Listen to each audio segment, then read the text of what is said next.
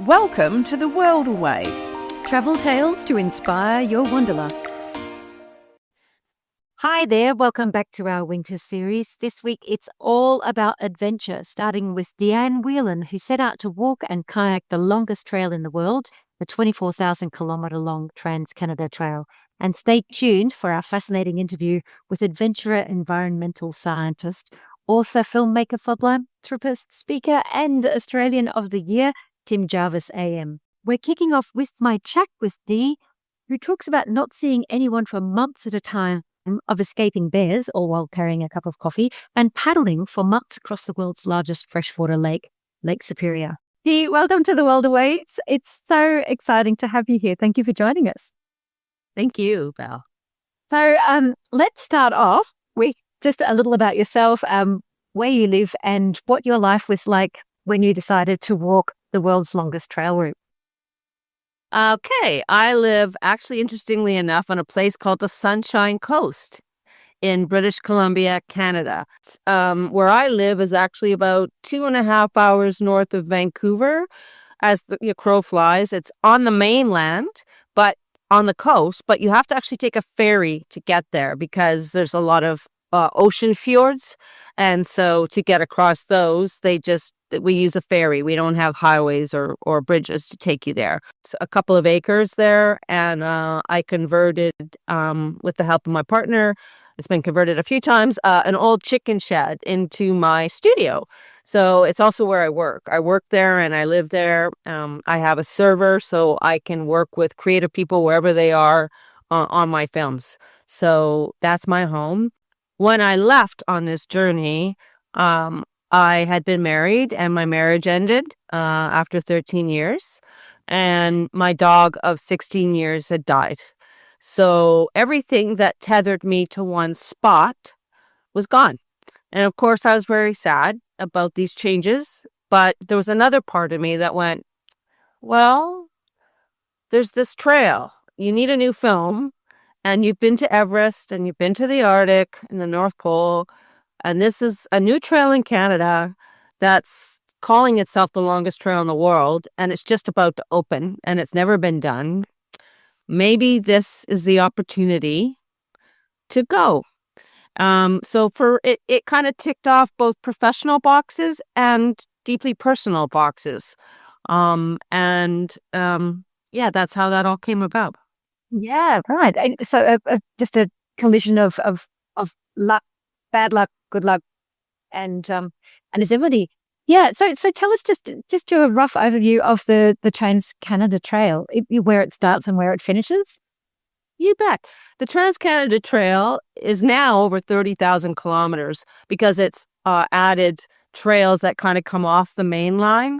But when I left in 2015, I wanted to just do one continuous line. And so that amounted to 24,000 kilometer trail and 487 different land and water trails stitched together to create this longest recreational trail in the world. And 16,000 kilometers, I would have to ride a mountain bike, hike, snowshoe in the winter months. And then 8,000 kilometers were water trails that I would paddle, which included, Lake Superior and a 4,000 kilometer paddle to the Arctic Ocean. So yeah, that was probably the part I was most afraid of, was that long solitude. Lake Superior, I was on that lake for a few months by myself, paddling, and it's, I think, one of the largest lakes in the world, and it's like an ocean, and I was really quite terrified of that.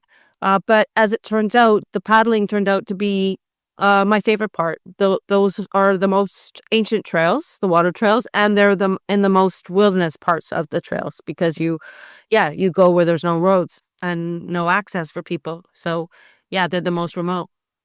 So did you do the whole trip nonstop? You never left the path on those 6 years? For the 6 years, the trail was my home.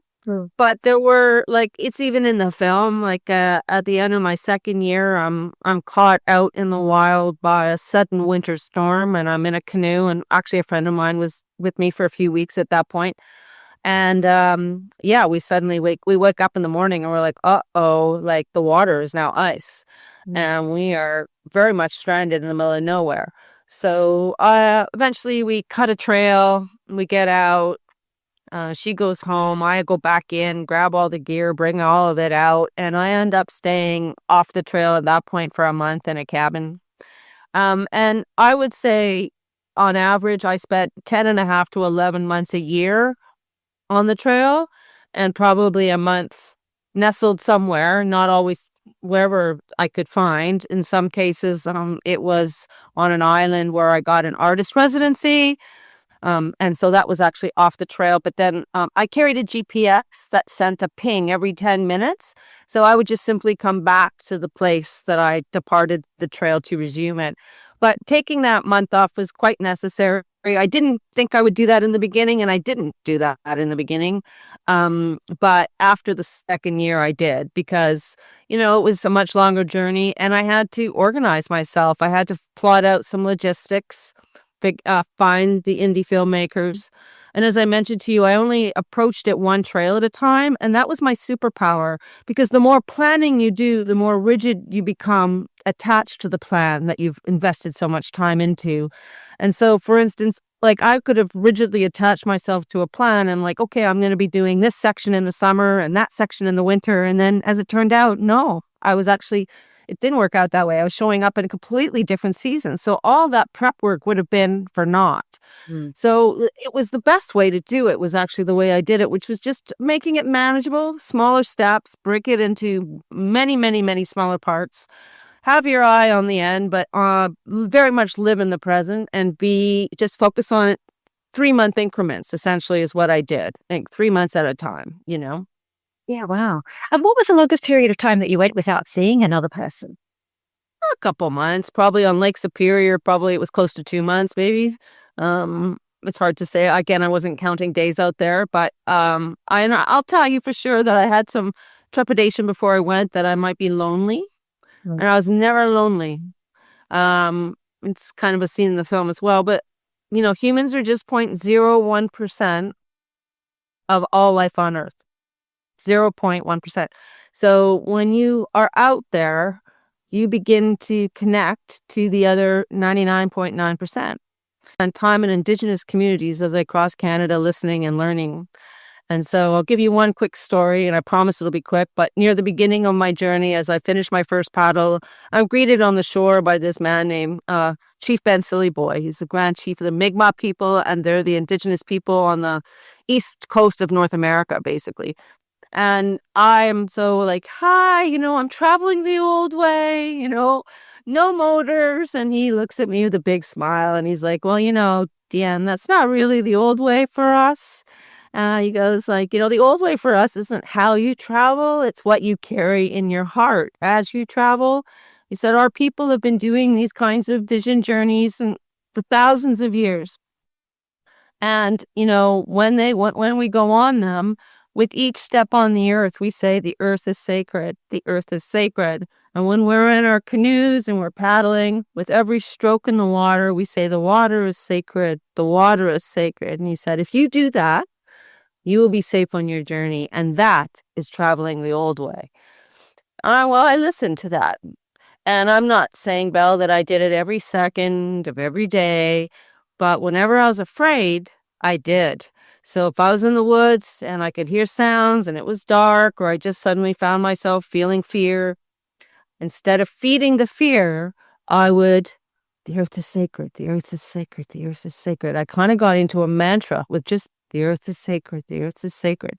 And what happened gradually over time was that fear of something became a connection with something. When I left on the journey, I had no funding for this film. I gave up my home. I sold my car to finance my first year on the trail. It's not expensive living in your tent and eating. You can live quite inexpensively, but nevertheless. And then after the first year, I got grants. But oddly, yeah, the film was made with human kindness, like strangers that I met along the way who shared food, water, gave me a shower at their home if I was going through a small town or something. I mean, just so much kindness, really.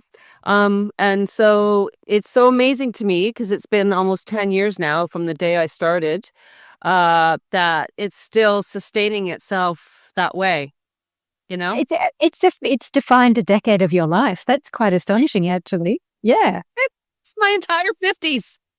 I left when I turned 50 and I'm 60 now. So it's like an entire decade of my life, this project. Yeah. But as far as how I survived out there, it's not that difficult, honestly. I mean, it's another way of living that you become accustomed to. It's not about, like, for instance, before I used to read the news all the time, and I do again now that I'm out, but out there it just became irrelevant. So what becomes more imperative is the information from your immediate environment at all times. Like, what's the wind doing? Is it going to rain? What's the temperature? Or like, what's watching the trees, watching the surface of water. Are there animal prints in the mud around me or in the earth around me? Like, becoming very aware of that. That's what's important. And so it's a whole rewiring of the brain. And it's not about making money. It's not about paying bills anymore. It's about finding water. I had a water filter with me, so, you'd have to find water, either that needed to be filtered or that was clean water. And I never knew from day to day where I'd be camping at the end of that day. So at some point, finding home, finding a place to put up my tent. So, and of course, I'm a woman. So of course I went out there terrified that some mean man would, like, people are like, there's that, saying, right? Are you more frightened of bears or are you more frightened of the man, And I mean, we're just so wired as women to be frightened when we're alone in the middle of nowhere by the man, and a tent does not have a lock on the door, so you're very vulnerable. And I left feeling, I mean, I'm a professional filmmaker. I've made films on Mount Everest. I've made a documentary in the high Arctic. So making a documentary on the longest trail in the world wasn't that far-fetched. But on a personal level, I'd been married for 13 years and my marriage had ended and my dog of 16 years had died. So when I went out there, I was also on a personal healing journey. What I like to say, I was checking out to check in. And so, yeah, I was kind of disenchanted with the world at that point. I was like, oh, God, it just feels like the psychopaths have taken the reins of power. And, like, there's a line in the film that's near the beginning that says, we used to live in an society and now we live in an economy. And I was very much feeling that way, and so I really just wanted to be alone in nature for a while. And yet, over all those years, I never met one mean person. All I met from strangers, whether they were hunters in the middle of the night in a storm or in indigenous communities where I went to listen and learn as I traveled across this massive country and land that I live on in Canada, all I met was kindness. And so that narrative had to change. It's like I had to remember, oh, yeah, the world is full of kind people. And we put shadow on the front page of our newspapers and our lead stories in the news, but that is not reality. That is a part of the story. And we are always wired to wanting to know about the dangers that are around us. And there's for good reason, but it's a distortion and it's easy to lose sight of that, And so what the journey really showed me was that, yeah, no, the world is full of kind people. And I've experienced that here in Australia as well, 8 weeks, hundreds of people in different screenings, and just the amount of kindness and openness and warm people. I mean, just, yeah, it just gives me a lot of hope, if you know what I mean. Yeah, I think I do know what you mean. I think if you've traveled any length of time out of your comfort zone, then I'm with you. I'm on the same page as you. I think kindness and it has to be that narrative. We have to be hopeful as well, because otherwise times do get dark and we do let ourselves into that, run down that rabbit hole, I guess. Tell me about the bear. Sure. Well, first of all, I will preface it that I saw many, many, many bears. And let's say I'm going to use this number quite randomly because I didn't exactly count them. Let's say I saw 60 bears in my journey. Only one posed a danger and a threat to me. So I always like to give that context because they're actually quite incredible animals. You watch them with their young, you watch them when they're feeding, and have these massive claws, and yet they very gently take these berries off the plant and eat them. And do you know what I mean? They were curious or indifferent to my presence. So they weren't a threat. But yes, there was one bear that I met. So it was year 4 of my journey, and I was on a paddle. So I'll give you a bit of context too. The trail is 24,000 kilometers long that I did, and 8,000 kilometers of that was in a canoe. And it's a trail that's made up of 487 different trails. And 16,000 of them were land trails and 8,000 were water trails. So I was on the 8,000 kilometer, I was on a water trail that's actually 4,000 kilometers that goes from northern Alberta in Canada up to the Arctic Ocean. So I was above the Arctic Circle at that time. And I was actually with a friend who's now my partner, Louisa. And so she had joined me for that section of the paddle of the journey. So we got a message on the satellite phone one morning that a man in front of us who was canoeing, I think he was from France, his name was Julian. He'd been taken out of his tent at 3:30 in the morning by a grizzly bear and eaten. And this made international news. But of course, we're out in the middle of nowhere, so we didn't know that. And I guess what made it very concerning was that in the 4 months that we had already been paddling to the Arctic, we had never seen one person in a canoe or kayak. We met a few hunters that were on a little speedboat at one point, some indigenous hunters who gave us some fresh meat. But we hadn't seen anybody. So we knew, and the message that came through was that, oh my gosh, this has just happened. It's all over the news, and you're right where it happened. So all of a sudden, this very physical journey became a very psychological one. Now, before we left on that paddle, Louisa had said to me, I think we should have a gun for this section, going up to the Arctic. And I'm like, no, I don't think so. I don't want to bring a gun. Like, I haven't carried any weapons, and that's why I'm not drawing that energy into this journey. And she said, well, what's the plan if a bear attacks one of us? I'm like, good point. Okay, let's get the gun license. Let's bring a gun for this section, because in the high Arctic, there are no people. You must save yourself. Like, on any journey, you must take that responsibility. There isn't this magic people that are going to just show up to save you. You have to save yourself. So I honored her fear. We went and spent a weekend just before we started paddling, and we got our gun license, we did our gun course or whatever, so that we could legally carry a firearm. And we got a gun. And it was a 12-gauge shotgun, which we periodically would pull out from the bottom of the canoe and just fire a shot. And of course, it always just threw both of us way back. Like, it's a big, we weren't exactly marksmen of any sort. But anyway, we had this thing. We taught ourselves how to use it safely. And it was stored at the bottom of the canoe. Well, after we hear this news, Louisa gets on the satellite phone and she phones the RCMP. They're the police up there, and they have a small detachment, probably 1,000 miles from where we were, but we knew that they would be the ones responding to the incident.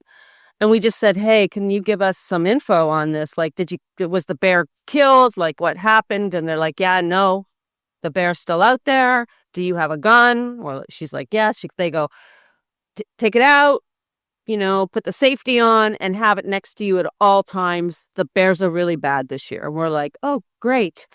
So we pull up, that's what happened. We got the gun, and sure enough, 2 weeks later, I'm in the tent. I'm like just trying to find my clothes at this point in the morning, and Louisa's outside the tent and she's like, there's a bear and it's coming into our camp. And it was trying to sneak in and she heard it snap a branch. And so we both knew, oh, that's not good, right? Like, that's not a good sign. Like, normally they would see us and they would leave, not come in. So I said, grab the gun. So the first two bullets in the shotgun are called birdshot. They're not actually meant to hurt the bear. They're meant to frighten the bear. And then the third one would be meant to hurt the bear. So she fires the first one and the bear keeps coming. Now we really know this is not a friendly bear. And at this point, I grab my camera because, well, that's what I am. I'm a filmmaker. So I'm putting on my pants and I've grabbed my little GoPro and I'm like, holy shit. And so we have the scene is in the film and I'm like, okay, fire another shot because the bear has not stopped. And she fires a second shot, another bird shot, and the bear sits down and watches us. So I'm like, okay. And she's like, we just got to go. Let's just hop in the canoe. And I'm like, yeah, no, we actually have to pack up our stuff. Like, we are in the Arctic. We're above the Arctic Circle now. We need this to survive. So we got to take our stuff. So she keeps pointing the gun at the bear. And I go into frantic pack up mode and, carrying the camera at the same time. And somehow we have this very fast pack up into the canoe. I would say like less than 10 minutes when normally it would take us about an hour in the morning. And off we go. And so no bear was injured and nor were we. But actually the funny part was that we took off and then I looked down at my feet and I had like a full cup of coffee. There, somehow, through it all, we both had managed to bring our full cups of coffee and pack it into this canoe. So we actually, after the initial fright and relief, actually had a really big laugh at ourselves, like, because it's like, what is that? What does that say about our priorities? But anyway, it came to it. It was a good resolve, but not for Julian, of course. And that part of the journey was dangerous. There was another man, a younger man behind us who drowned just like 5 kilometers behind us. Again, we had just heard that we might bump into someone because someone had let us know that, hey, there's another guy. And then he drowned. So we only heard of 2 other boats. And in both cases, there were fatalities. So, I mean, it does emphasize, it's beautiful.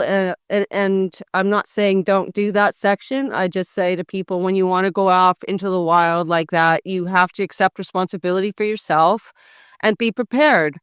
And so, Louisa was afraid of the bears. So we prepared. We got a gun license and we learned how to shoot this firearm and we had it with us. And even though she was right, because by having it, it protected us and it actually protected the bear. And my big concern for us was it's the Arctic Ocean. Our survival time is zip if we fall into the water and we're in an open canoe, right? So we wore dry suits the whole time so that a dry suit is, you can still move around in them quite easily, but you wear clothes underneath them. So in the event you end up in the water, you don't get hypothermia as quickly. And when you do get to shore, underneath this outfit are dry clothes. So therefore your lighter or whatever you have on you is also still of use to you. So we addressed our fears. We go, okay, what's our greatest fear? Okay, let's prepare for these fears. Now we can go on this journey. Do you know what I mean? Because we had accepted responsibility for the possible threats that could occur. And, knock on wood, that's why, in the 6 years I was out there, I mean, I had lots of bruises and sore backs, but I never broke a bone. I never required stitches. I never got hurt in any kind of serious way. And I never got sick. Amazing. And so, yeah. So that cut you. I mean, one of the questions when I was preparing for this was, can anyone do this? And you've answered half of that, but still, I'd like to ask. And if I decided that I was going to do it, is it like, do you have to be a kind of superhuman-y kind of person, which I think you're touching on, or is it accessible? I'm not. I was 50 when I left, and I am a filmmaker. I'm not an extreme athlete. I have been to places where I make films about people who are. Like when I went to Everest, I didn't summit Everest. I based myself at base camp and moved around the mountain. But I mean, and I spent 40 days on that mountain making a documentary. But, I followed those people. I'm not one of those people. And when I went to the high Arctic, it was the same way. I was embedded with 7 men, most of whom were Inuit, and 2 of them were Canadian Army men. And it was a secret military mission to do the most northern coastline of Canada, to raise a flag to tell Russia to go home, basically. And it's called This Land. And so, again, I was embedded with very talented people, and that's kind of how I survived that journey. But this one was different. But, here's the thing. I think when I left, I called it 500 days in the wild, but of course it takes me 1,862 days. And I think that's why I was safe. And honestly, Belle, I think the fact that I was 50 when I left is why I also was safe. Because on these extreme journeys, we don't always talk about it, but it's really all about self-care. So what I realized by day 10 was that I hadn't gone in 10 days what I thought I could do in one. And of course, that negative little voice went off in my head, as it does sometimes for all of us, I think, which is, what are you doing? Like, you can't do this. But my mom has always told me, when something feels overwhelming, if you can, sleep on it, because it'll look different in the morning. And on day 10, I slept on it. And in the morning, I'm like, burn the schedule. Let go of that. Why is that even relevant? It isn't about finding the fastest way. I'm a storyteller. It's about finding the most meaningful way. And also, that turned out to be the safest way, because you're always being responsive to. You can't impose a plan when you're in nature. You don't control the weather. You're fragile. And so you have to, adapt, honestly. So if it was storming, I stayed put is when I could, especially in the paddling. I'm not going to go out in 6-foot waves if I have a choice not to. I'll be patient. I wait for the water to calm down again. And honestly, I'm going to go farther in 1 hour in calm water than 3 days in rough water. So it's also about conserving your energy and being patient and just surrendering to something that you can't actually control. You can just be responsive and respectful and adapt. And I think that's why I made it. And I think the 20-year-old version of me or the 30-year-old version of me would not have done that. I would have been that jackrabbit, just go, go, go, gotta go, go, go.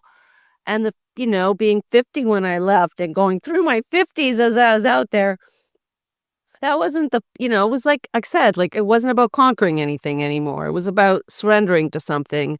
And that's what made the journey safer and also so much more meaningful. I show in the film, I fail in camping school miserably when I begin the journey. I lose tents, my shoes fall apart. I'm like, I'm failing camping school. But I don't quit. And I get better at it and better, and my body gets stronger, and I mentally get stronger. And, it is all about emotional regulation, self-care. You don't get up and go, oh, I gotta go. You get up, always have to feed yourself. You always have to properly pack your equipment. When that's all done, then you can go. You do as much as you can in a day, and then you've got to set up camp and do it all over again. So, yeah, that's what it takes. And if you do it honoring you and what you're capable of, then anybody can do it. I think it's when you try to put yourself on somebody else's timeline that maybe you won't. And as you get older, the only thing you're racing towards is your death. So what's the rush? How did you shoot a film and carry all of your gear? I could be very self-sufficient in the canoe, as I said, for very long periods of time. Same with my mountain bike. And even when I was snowshoeing, because I was pulling a sled, and that too could carry a lot of gear. But when it was all on my back, not so much, right? Like every 4 weeks, I would need help with a resupply of food anyway. And, honestly, in that way, social media was actually, I'm not always for sharing all aspects of my life on that platform, but I did create an account for the film. And so people followed it. And the longer I was out there, the more people that followed it. And so I could reach out and say, I need this. And inevitably more than one would offer to help, right? I can do it, So I would ask them to go pick up foods, and then I would be able to pay them a couple $100 when I saw them, to pay them back for the foods that they purchased for me, So there wasn't one way. It was a plan that constantly I had to adapt. I'll also say to you that if I left on day one, I never left on day one with a plan for the whole trail. Because it was I had to do 487 trails. I just focused on one trail at a time. And that made it manageable. So, Dianne, I don't want to stop this chat. I could talk to you forever about it, but I'm going to have to ask you the last question, which is the question that we ask all of our guests. And that is, what is your most bizarre travel experience? It doesn't have to be on the trail. I'm expecting you to blow my mind. Go on. This is a difficult one and a very interesting question, I'll add, actually, which makes your show very unique. I've never been asked this question in my life, actually. So I realized, oh, wow, there's so many ways of approaching this question. There's like the paranormal, bizarre. But what I'm going to settle on is actually, it's from my journey up in the high Arctic.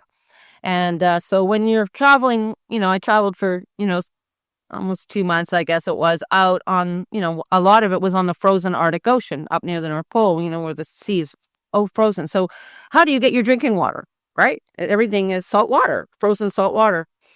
So I was traveling with some Inuit elders, and the way that they get their drinking water is the same way that they've been getting their drinking water for thousands and thousands of years. And that is, they would find frozen into the frozen Arctic Ocean huge icebergs. And they would climb up with these spears onto the top of these frozen icebergs, and they would chip off the blue ice, because the blue ice is the old ice that has had all the salt leached out of it over millennia. So we were doing this one day. We had stopped, and the elder was up there with his spear getting the blue ice for our drinking water. And all of a sudden, I see a raven. I'm like, how in the earth can there be a raven up here? We are so far from land, so far from any trees, like thousands of miles from a tree. How is this raven up here? And so I went over and I asked one of the Inuit men I was traveling with. I'm like, Roger, how is this raven here? And he goes, oh, raven. That means there's a polar bear really close by. The raven up here follows the polar bear and eats the leftover kill of the polar bear. And so, well, that was a wow, awe moment for me. It was just this idea that this raven could exist up here in the high Arctic, up, so far north, near the North Pole, and survive with this symbiotic relationship with the polar bear. Yeah, I would say that was an awe moment, a bizarre moment, but also like a large awe moment in my travels. So, Dee, thank you so much for joining us. We've absolutely loved having you on the podcast, and good luck with the continuation of 500 Days in the Wild, and with whatever your new next adventure chooses to be. Thank you so much, Belle. That was filmmaker Dianne Whelan. Watch the trailer for her film 500 Days in the Wild.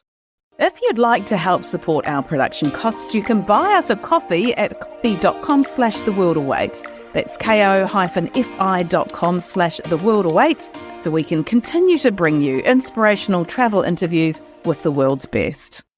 Our second interview is with adventurer, environmental scientist, author, filmmaker, philanthropist, and Australian of the Year, Tim Jarvis AM, who undertook two of the harshest and most extreme Antarctic expeditions, Douglas Mawson and Ernest Shackleton's survival journeys, and he did them in the original clothing with the same gear used a century ago. Welcome to the show, Tim. Thanks, Kirsty. Great to be here.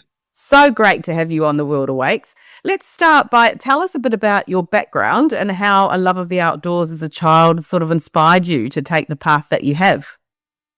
Well, my mother was a Scot. My father was English, but I grew up in Malaysia as a young child from the age of 7 in Asia, in fact, till I was 19. And my parents would just say, go outside and find something to do, and we'll see you later on. And I developed a sort of love of spending time both in nature, but also I learned a lot about my own resourcefulness And I enjoyed that side of myself, and it was the early seeds of the career in the environment field and adventuring that I do today, all those years ago back in Malaysia. Amazing. What were you doing? What was the path that led you to then obviously getting to that point where you could retrace those remarkable expeditions? Well, at the age of 7, I had a club called the Adventurers Club. I think I was probably the only member, but it made me feel like I was part of something bigger.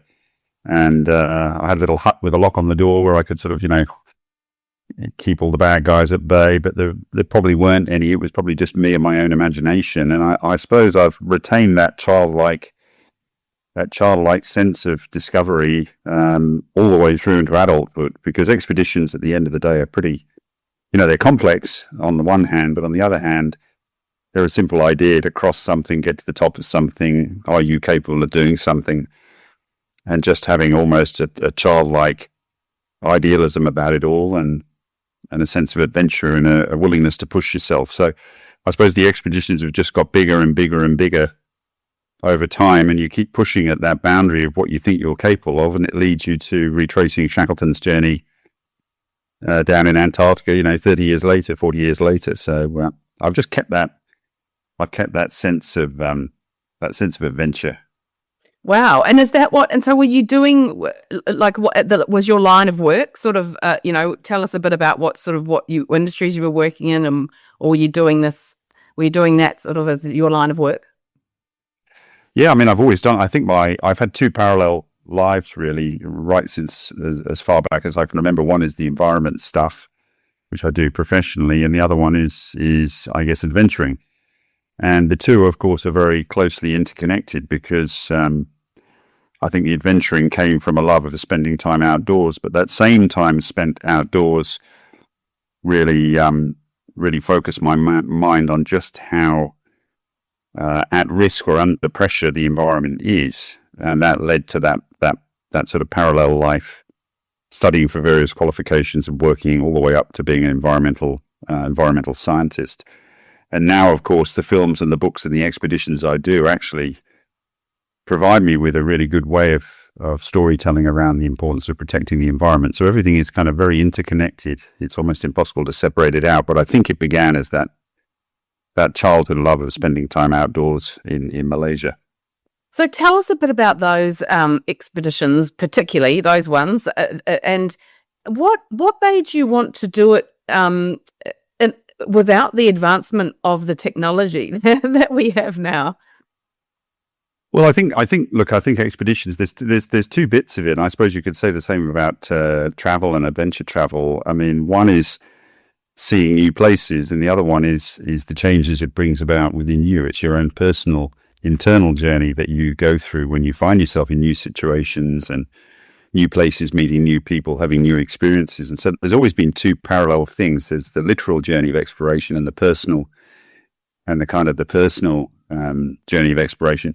I've done many expeditions in the modern way, up in the Arctic, and I'd done a trip to the South Pole on foot in Antarctica in 1999. But all of those have been done with Gore-Tex jackets and GPS and all the modern technology. They were still, in some cases, pretty brutal expeditions, but they were done with modern technology. And you start wondering what it will be like to turn the clock back and test yourself against those early explorers who wore, leather boots and woolens and ate pieces of congealed fat for their sustenance and pulled a sled and suppered, and there was no sat phones and no GPS. And so it made me wonder, how a modern person would stack up compared with those explorers of old. And once that gets into your head, you need to go and find out. And how did it?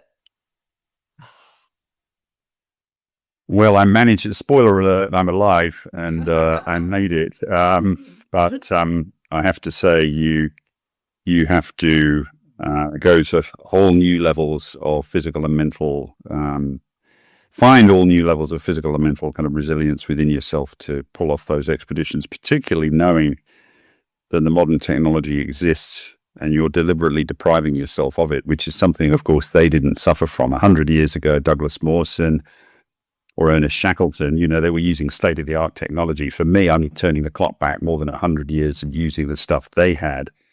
And that's a burden. You think, things could be far less dangerous and less miserable and less challenging if I had X, some modern bit of technology. But you come away from it just thinking, marveling at what they were able to achieve. You come with an even greater level of respect than you had before you went.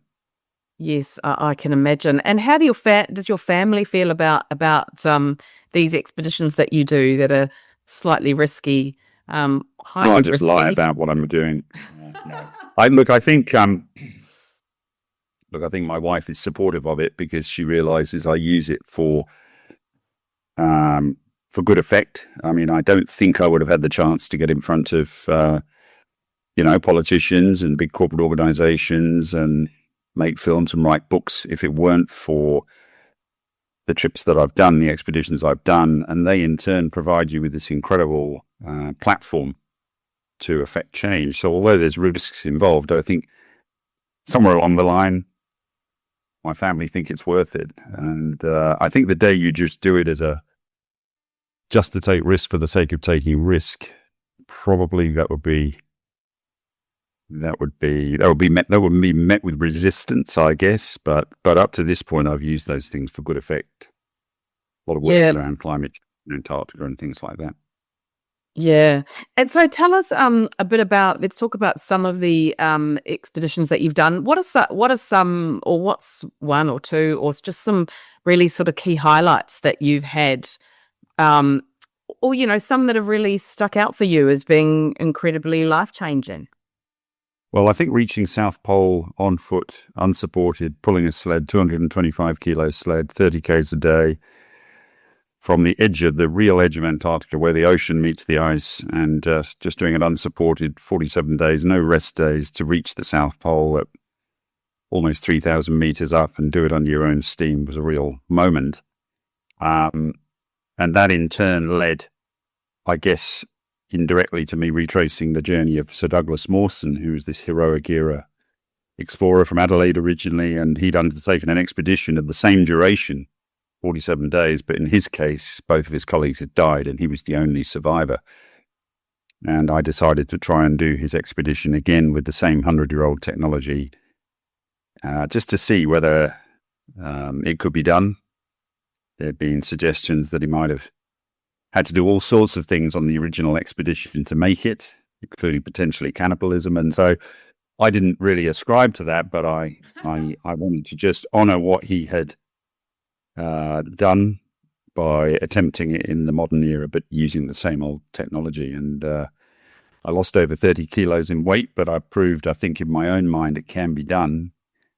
And then that in turn then led to me being asked by the granddaughter of Sir Ernest Shackleton to retrace her grandfather's journey, where his ship sank and he managed to save everyone from certain death in Antarctica after a crazy small boat journey across the Southern Ocean from Antarctica to an island called South Georgia. And again, we used no modern technology, rebuilt the boat, ate lard, wore cotton smocks, no GPS, big seas, plenty of scares. Almost didn't make it, but managed to get to the same whaling station that he got to 100 years before us and kind of, honor what he managed to achieve. So I think they're probably the three big highlights. I've done lots of other expeditions over the years, but those three probably stand out, all with an Antarctic focus. Wow, remarkable. And gosh, it must have been such a sense of achievement when you got to the end, and really challenging to then, to go forward, because you'd be thinking, gosh, what's next after that? Well, I mean, and look, I think for all the listeners, I mean, I think we're all our own worst critics, really, in our quiet moments when we're on our own. And so, the achievement of some of these things for me has forced me to come to terms with the fact that you've done something that is kind of worthy of a bit of merit, and you either decide to give yourself a bit of credit for it, or it demeans what's been achieved because you've been able to do it, and you've got to really kind of try and work through all of those mixed mixed emotions. What I would say is, you can't ever do the same thing as they did in the modern era. People know where you are and that sort of thing. But you get as close as you can, and it teaches you a lot. It teaches you a lot of resilience, and teaches you about the things of value in life and all sorts of things. So Incredible. It's a great privilege. Oh, I'm absolutely certain it is.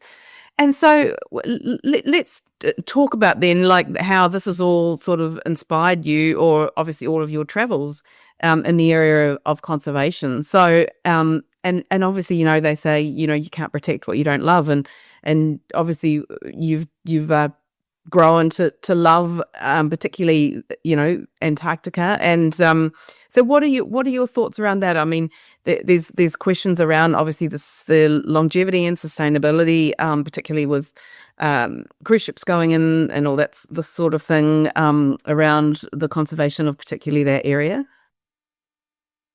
Yes, I mean, that expression, if you don't know it, you won't love it. If you don't love it, you won't protect it, I think is really true. I'd like to think that most people who go down to Antarctica, and it is a great privilege to get the opportunity to go. Not everybody can, obviously, but I do feel that of all the trips I've done down there where I've been together with venture tourists, for example, the majority of them have come away really quite changed by the experience. It's such an incredible place. And I do think it, on balance, is one has to be careful what one says here. But I think Antarctica will not live or die based on how many ships go down there. I don't think the footprint of the ships, although you have to be careful, particularly with things like disease spread to penguin colonies and things like that, that has to be regulated. And IATA do a very good job of that. But the biggest issue facing a place like that is where there are two things. One is climate change, melting Antarctica, and the other one is the overfishing of the Southern Ocean, which still happens, and that's nothing to do with tourism. So I think on balance, as long as we manage to continue to regulate it correctly, and like I say, IATA does do a very good job of that. I think on balance, it's a positive to have people go and see the place and come away and feel moved to try and protect it by changing their behavior or telling others to change their behavior to better protect it. And is that something, I mean, you hope that travellers obviously do? And I mean, how can we as travellers ensure that we are doing right by conservation when we visit these types of fragile regions?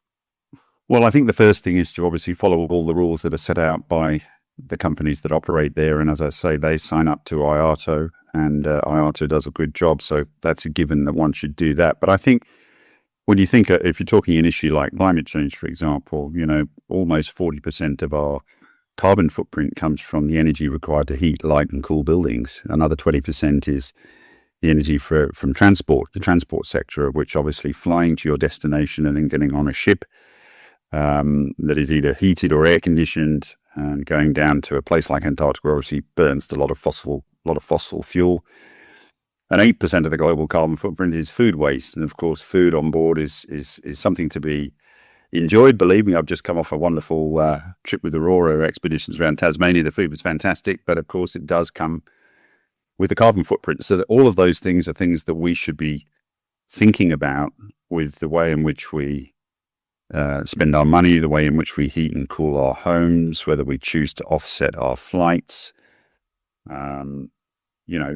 We have a tremendous amount of how we invest our superannuation has a huge impact on what happens in the world. Australia, in fact, has the 5th biggest superannuation pot in the world. And if that was put to the right, investing in the right things, which we've all got control over, then it would be a really big deal. So there's lots of things we can do in our lives that actually collectively have a really major impact.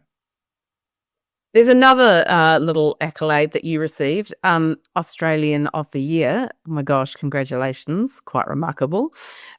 So how it was being named Australian of the Year, how did that sort of help with your efforts? And also, what were your thoughts on that incredible accolade? Well, I mean, yeah, I think, look, the accolades one gets are wonderful. They're wonderful to have. I mean, it can be a very lonely road, of course, working in the environment space. And there are many other fields of endeavor where people quietly go about working without kind of necessarily a lot of recognition. Just pick, teaching or the medical profession, for example, or social services. There are many others, but certainly the environment's no exception. A lot of it is quite lonely work.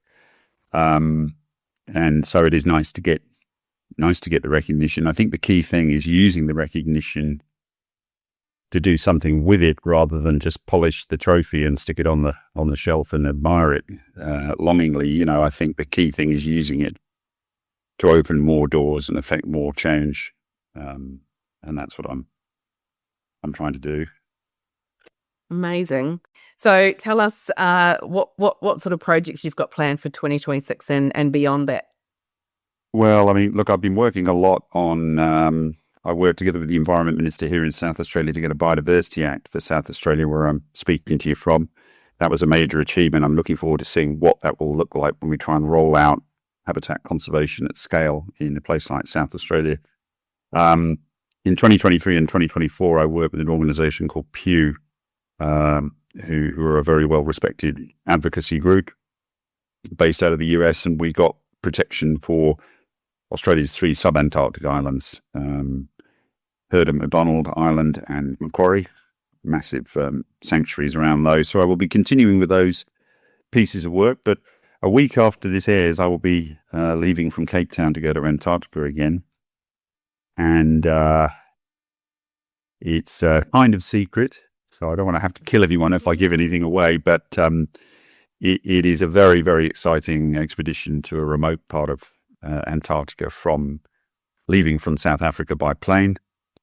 And I'm going down with various space agencies who see Antarctica as being like an analog for space. It's cold, it's dry, it's very extreme. If you can find life there using your instrumentation, or if you can find minerals, certainly no one will be extracting anything from Antarctica, but just testing the equipment to see how it could be used, maybe to find water on the moon. So we're going to be testing equipment in very extreme environments in the deep interior of Antarctica in a place called Dronning Maudland, which is very, very spectacular.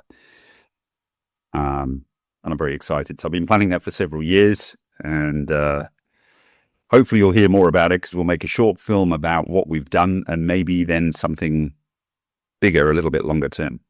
Oh, how remarkable. And we will certainly be talking about that and linking to everything you're doing also in later episodes for anyone that is listening to this now.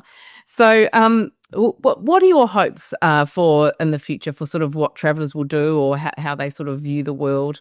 And what are your hopes for to our listeners who are really avid travellers, and how the way that we treat the world in the future? Well, I think traveling responsibly is really important. I think for a start, it would be great if someone's travel didn't have any negative impacts on the environment. That means sort of offsetting your flights, maybe thinking about the kind of food and the wine and all the good things you enjoy when you go to remote places. They have to be probably brought in from somewhere else, and there's a carbon footprint associated with those. So it would be great if one could think about just completely negating any negative impact associated with your travel by buying things like carbon or biodiversity credits to help with that. I then think, in country, if you're in a different country, or indeed if you're just in Australia, you should be aligning with organisations who are doing things the right way. Ask about the credentials of the travel operator you're doing something with. Ask them what they're putting back into the local community. If it's in Australia, do they have any First Nations people involved? What are they doing to contribute back to those kind of communities? If it's in East Africa, the same. So important to be trying to operate, not just sustainably, but I think we need to be thinking regeneratively. Being sustainable is about just cancelling out any negative impact your activity could result in. thinking regeneratively is thinking what I'm doing or the travel I'm doing, how will that actually bring about a net positive change? Can I get involved with a local charity in the country I'm going to? I have my 2 weeks of adventure travel. Could I put a day towards actually working together with a local charity in the country that I'm going through? So leaving things better than you found them, I think, is the key thing. Fantastic answer. And gosh, I could talk about this sort of stuff with you for hours, but we are unfortunately running out of time. So I'm going to ask you the question that we ask all of our interviewees, which is, what's the most bizarre thing that's ever happened to you on your travels? The most bizarre thing. I think probably getting a lift out of Antarctica from a very, very remote place by a bunch of Russian parachutists who just decided to jump over this remote part of Antarctica on New Year's Eve of the new millennium. And it happened to be where I was, and I'd almost run out of food. I'd almost given up all hope, and then parachutes landed within a couple of Ks of my tent. And I've got to tell you, this is a very remote spot. I skied over to them and they said, well, look, our plane is coming, with the very limited English they spoke. They said, our plane is coming back in 2 days. And seeing this Ilyushin 76 4-engine jet land on this remote piece of ice that I then hitched a ride with, I didn't even know where I was going. I just knew it wasn't Antarctica, and that was fine. I'd been down there for 80 days at that stage, almost run out of food, and them dropping me off in South America. Just got a manly hug from one of the guys, and he walked off, and that was it. There was no money, there was no transaction. It's just, I was standing there in my polar gear on a military runway somewhere in Chile, and I thought, what just happened? 6 hours of our in Antarctica on the ice. Yeah. Incredible. Gosh. Well, yes, that's certainly bizarre and quite remarkable. Wow. What incredible tales you have to tell. How fun it would be sitting around with you with a few drinks to hear more about all of these incredible stories. But there are more. Well, we'll just have to revisit it. But thank you so much for taking the time to talk to us. And we would certainly love to have you back on at any time. Thanks, Kirsty. And as a final plug, I should mention my project, the Fork Tree Project, which is a rewilding project. But now we have a bit of an ecotourism operation going there. We're trying to get people to come and see the work we're doing in South Australia and maybe get inspired. So do check it out. Yes, we will. We'll absolutely put links to that in the show notes as well. That was Tim Jarvis, and you can follow him at timjarvis.org. Next week, we're back into our regular schedule, and we're kicking off with a hot take about the best travel books to get you in true travel inspiration mode, from fiction to guidebooks you can't live without. And if you are enjoying our podcast, please follow us on socials. We're on Instagram and Facebook at The World Awaits Podcast. And please leave us a rating and a review to help us in the rankings on Apple Podcasts. Click on our profile, scroll down to the bottom to leave a star review. And if you're on Spotify, go to our main page and click on the 3 dots underneath our photo. Thanks for joining us on the World Awaits Winter Series. See you next time.